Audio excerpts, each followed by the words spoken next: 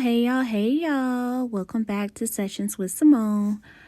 I want to talk about Travis Hunter and his girlfriend, Liana. She's gotten so much backlash. Like it seems like it's been week after week after week after week. There's these clips that go viral and people are picking her apart. First, it was because they didn't think she was black. She wasn't melanin enough. Then it went on to it looked like they were having an argument at his last and final game at Folsom Field, his last home game, his last collegiate home game. And then the Heisman ceremony, where she didn't get up to congratulate him immediately to stand at her feet, and it looked like Coach Prime had nudged her to get up. It's just been one thing after another, and poor old sis, she can't catch a break for real. It's like they just been under constant backlash, attack for something. And I really just wish he could just enjoy his moment without having to defend her, without having so much public opinion, on their relationship and what they got going on. Because truth of the matter is, we don't know them. We don't know them at all. Yeah, we love Travis. Everyone's a fan of him. Everyone tunes in to see him every Saturday, but we don't know these people for real. So she did take to TikTok to clear the air and just explain those few instances that was just caught in very short clips, 5 seconds, 7-second clips of things that we don't know the full detail. And she tried to just put her story out there on TikTok. But truth of the matter is, in 2024, once it's out in the public and the internet has taken over and created a narrative, that's what it is. It doesn't have to be fact, but take a look at the clip and tell me what you guys think. Like, share, and subscribe, and share my video, and leave me a comment. All this stuff online because I'm tired emotionally and mentally of seeing people try to make me out to be a person that I am not. But what's a testimony without a test of faith? So I'm going to start from the very beginning with this my type thing. I got permission from Travis to say these things because these are previously things I didn't want online. But I'm going to tell y'all the full story just so y'all know. So Travis, when he first ever DM'd me, when we first met, I said I left him in my DM for 2 months, and people said, oh, she left him in his DM until she figured out who he was.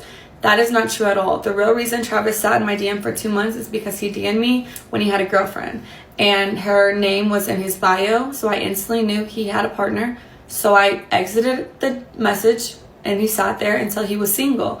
I don't do home wrecking. I'm not a side piece. I don't stand for any of those things. I support women, so I would never do that to another woman because I would never want it done to me. So I ignored him until he was single. That's the real reason he sat in my DM.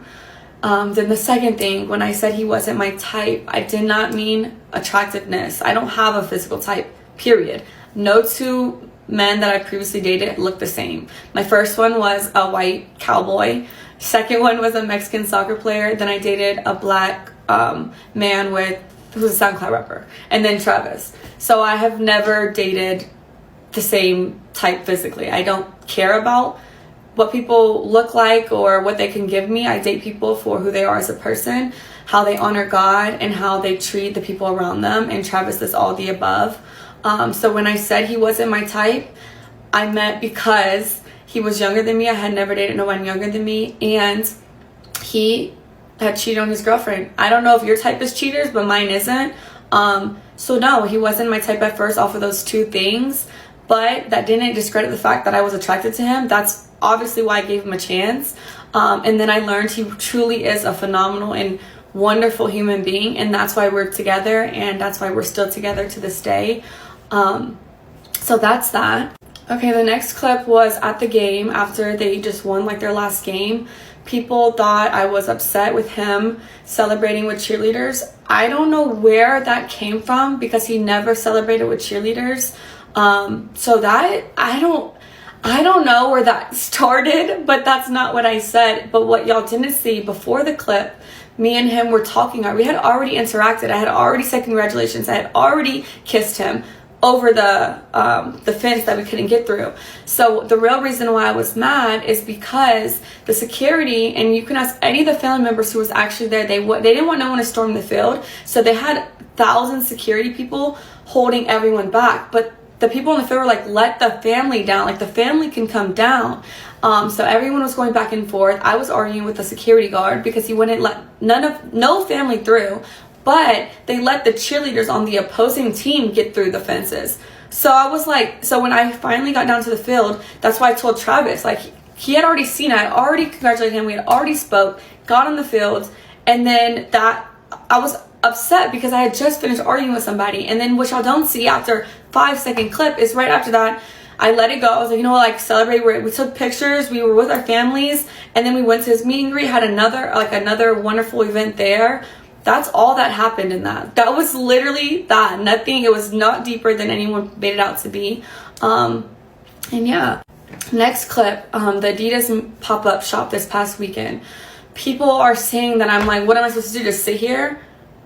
That's not what I said. First of all, I said, baby, do you want me to sit here, or do you want me to go with the family, or do you want me to come with you? Because what y'all don't know, again, off of a 7-second clip, is those weren't fans, by the way. He had already finished that part. He had finished meeting with the fans. I was there the entire time, taking pictures, talking to them, everything. The girls that were there, they were the Adidas, they worked for Adidas. So we were taking pictures for social posts. That's who those people were. I wasn't annoyed with no fans at all. I'm never annoyed with fans. So that's what that was. And then Travis was getting ready to leave. He had to be at a rehearsal for the Heisman ceremony. They had to do walkthroughs and stuff like that. So I was asking him, I was like, do you want me just to sit here? Do you want me to go back to the hotel? Like, do you want me to wait for our family? Because his family was in there shopping. Because Adidas let them go pick out stuff in the store. It's like a 4-story Adidas, so they're all doing that. And I was like, what do you want me to do? Like, do I stay here? Do I come with you? Like, what? And he was like, you could do what you want. Like, you could sit there, you can go shop, you can come to the hotel, you can walk around. That's what he was saying to me. I don't know. Like I said, the things that I see people make up is truly crazy, because it's not what happened. And I just think people are just finding every single little thing and trying to make it something it's not. And then bird brain individuals are just accepting what they see online. Okay, now the last thing, this actual Heisman ceremony. This is making me so mad, because anyone who knows me knows I support Travis in every win, everything he does, because I truly, truly love that man. He is perfect in my eyes. So, when his name was called, I instantly was gonna, if you watch the video, you can see me like, but his mom didn't get up. So I was like, oh, maybe I don't get up. Maybe I just sit here with her. So I sat there, and then y'all said Coach Prime had to tell me to get up. No, he didn't. He said, go get him. Go get your man. Like, and once Travis stood up, but he didn't have to do that because I was going to do that anyways. As soon as I seen Travis get up, then I thought it was appropriate to stand up, greet him, congratulate him. But then there was a camera right in front of Coach Prime, and I knew they were going to film that moment, and because of how people are online, I was like, I don't want to be in that shot, so I'm going to sit down. So I try to sit down so I'm not in the camera while I'm crying. People are going to be like, oh, why is she crying? Like, you know, stuff like that. And so I got out of the camera purposefully so they can have their moment. That's all it was. No one told me to stand up. No one had to tell me to celebrate with him. I was just sitting there crying. I wanted to take it in myself too. I was super excited for him. But I wanted the moment to be about him and his family. And that's another thing. People are like, why did he sit next to her? Why was his mom? We had assigned seats. I didn't have a choice where I sat. They are obviously going to put someone and their partner together. So I had the seat right next to him because that was my assigned seat. I didn't have a choice. And then the hugging thing. Travis came and hugged me because he just went down the line. I was first in line, then his mom, then Coach Prime. He came straight to me first. I didn't tell him to do that. I didn't have to tell him to do anything. He's a grown man. He can do what he wants. But yeah, everyone is making this crazy narratives in their head. So I just wanted to clear it up. And that is the truth. That's what happens in all those videos. And I will not be addressing this again. I didn't want to address it, but here we are.